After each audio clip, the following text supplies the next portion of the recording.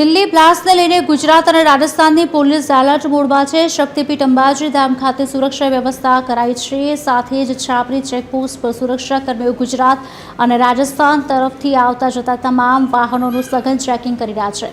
અંબાજી ધામ Abu road railway station નજીક હોવાથી બંને રાજ્યોની પોલીસ ગેરકાયદે વસ્તુઓના પ્રવેશ પર બાજ નજર રાખી રહી છે। વાહનોની લાંબી કતારો છતાં વાહન ચાલકો પોલીસની આ કાર્યવાહીને આવકારી રહ્યા છે।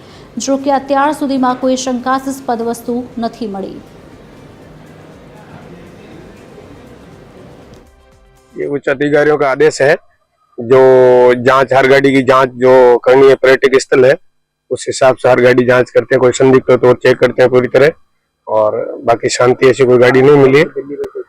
हाँ, वो दिल्ली ब्लास्ट की वजह से उच्च अधिकारियों का आदेश है कि हर गाड़ी चेक की जाए, इसलिए गाड़ी चेक कर रहे हैं। गुजरात से आने वाली और जाने वाली कोई संदिग्ध उसको भी चेक करते हैं। अभी तक कोई चीज अभी कोई ऐसी कोई संदिग्ध ऐसा कोई मिला नहीं। रूटीन चेकिंग चालू है।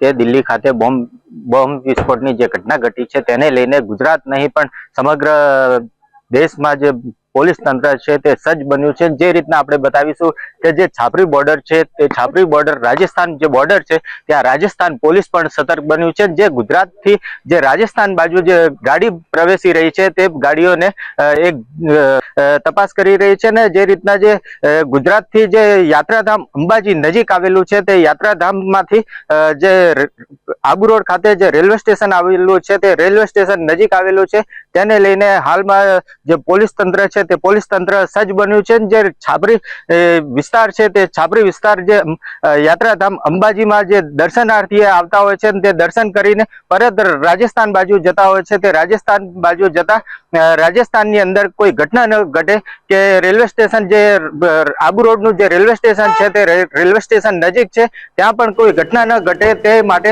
રાજસ્થાન પોલીસ સતર્ક બનીને તપાસ હાથ ધરી રહી છે। વિનય સિકરવા, TV 13, રાજસ્થાન, છાપરી।